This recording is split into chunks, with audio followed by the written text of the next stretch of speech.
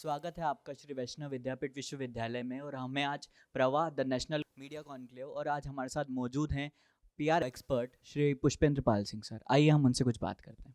Sir, आप पिछले कई वर्षों से पीआर सेक्टर में हैं और आपने हर एरा को देखा है पीआर के, तो आप किसे बेहतर मानते हैं, ऑनलाइन या ऑफलाइन? पब्लिक रिलेशन ऑनलाइन हो या ऑफलाइन हो, पब्लिक रिलेशन में हम ये कहते हैं कि एक इमेज बिल्डिंग की एक्सरसाइज है। और image building with the fact, with the truth. क्योंकि पब्लिक रिलेशन को जब हम पब्लिसिटी, प्रोपोगंडा या उसकी जो बहुत सारी जो मार्केटिंग की जो एक्टिविटीज़ हैं उसके साथ जब जोड़ के देखते हैं तो मुझे लगता है कि थोड़ा सा हम पब्लिक रिलेशन के साथ एक जस्टिस नहीं कर पाते हैं।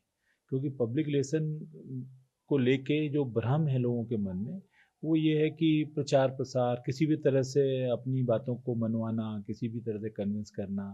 तो उसमें जो इम्पोर्टेंट है पब्लिक रिलेशन जो है वो शब्द जो है एक बहुत पवित्र शब्द है। और जब हम उसमें बात करते हैं तो हम कहते हैं कि हम ऑनेस्टली जब अपनी इमेज बिल्डिंग करते हो, जब ऑनेस्टली इमेज बिल्डिंग की हम बात करते हैं तो हम कहते हैं कि हम फैक्ट फिगर के साथ, ट्रुथ के साथ अपनी बातों को रखें और उसके आधार पर इमेज बिल्डिंग करें। और उसमें किसी भी सेक्टर में क्वालिटी बहुत इंपॉर्टेंट होती है। और जब हमारे पास क्वालिटी होगी तो हम क्वालिटी को हाईलाइट करेंगे और उसके बाद हम इमेज बिल्डिंग करेंगे। तो हाँ, अगर अंतर है तो देखिए पब्लिक रिलेशन की काम करने की शैली में, उसकी डेफिनेशन में, उसका जो प्रॉपर जो मीनिंग है उसमें तो कभी अंतर कोई नहीं आ सकता है। हाँ, उसके डिजिटल टेक्नोलॉजी आने के बाद या जो टेक्नोलॉजी का बहुत विस्तार हुआ है और ऑनलाइन जिस तरह से पब्लिसिटी हो रही है उससे उसमें मल्टीप्लिकेशन हुआ है। उसकी स्पीड बढ़ी है, उसकी रीच बढ़ी है। हम ज़्यादा तक लोगों तक कम समय में पहुंच पा रहे हैं। हमारी जो बाउंड्रीज़ हैं वो बढ़ गई हैं। हम एक शहर से बाहर निकल के स्टेट तक जाते हैं, स्टेट से बाहर निकल के नेशनल लेवल पर जाते हैं और हम ग्लोबल लेवल पर हम पहुंच पाते हैं। तो बदलाव जो आया है वो आया है हमारी रीच का। वो इम्पोर्टेंट, उसको हमें देखना चाहिए। लेकिन पब्लिक रिलेशन की जो डेफिनेशन है उसको तो हमको उसी रूप में लेना होगा और हमको उसको पब्लिसिटी और प्रोपोगंडा से डिफ्रेंशिएट करना होगा। सर, डिजिटल मीडिया केवल प्रोपोगेंडा फैलाने का एक मीडियम बन चुका है। नहीं नहीं, देखिए डिजिटल मीडिया एक टूल है पब्लिक रिलेशन के लिए। वो पब्लिसिटी का भी टूल है, वो प्रोपोगंडा का भी टूल है, वो पब्लिसिटी, प्रोपोगंडा, मार्केटिंग सबका टूल है वो।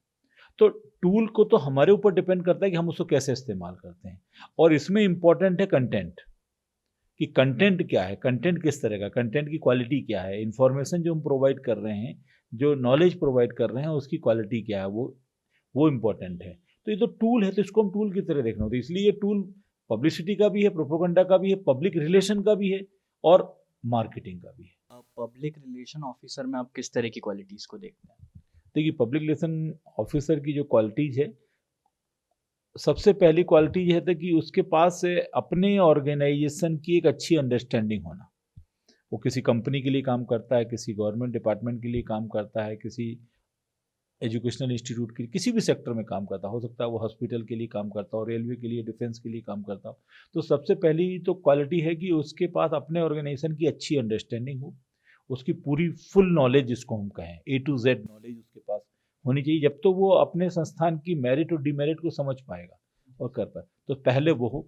उसके बाद फिर उसके पास अच्छी एक राइटिंग स्किल हो। अगर वो, हाँ, राइटिंग स्किल है जिससे कि वो बेहतर ढंग से अपने ऑर्गेनाइजेशन की क्वालिटीज को एक्सप्लेन कर सके या एक्सप्रेस कर सके।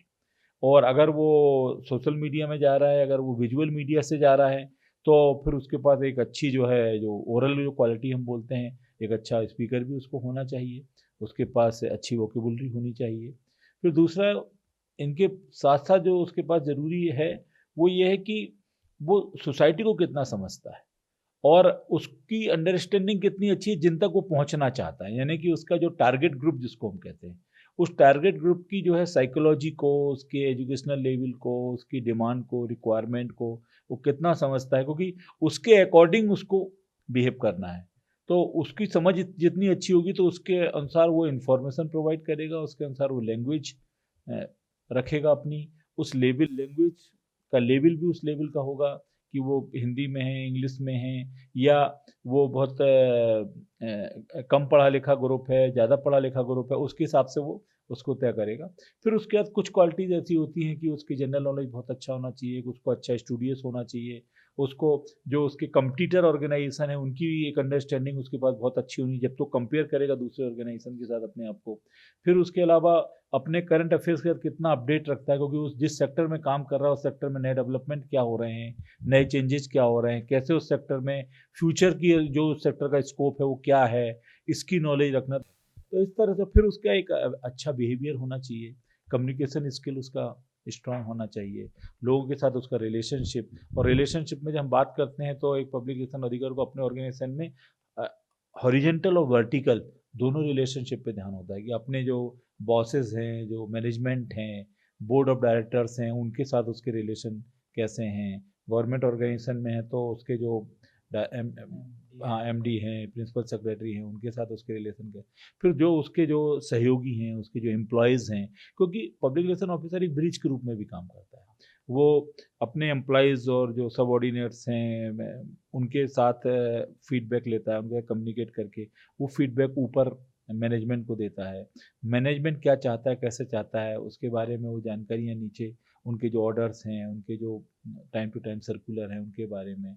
तो वो कई बार उनसे मीटिंग के साथ कम्युनिकेट करता है, कई बार पब्लिकेशन है, हाउस जर्नल्स हैं या उनके न्यूज़ लेटर्स हैं वो निकलते हैं तो उनके माध्यम से वो उन बातों को कहता है।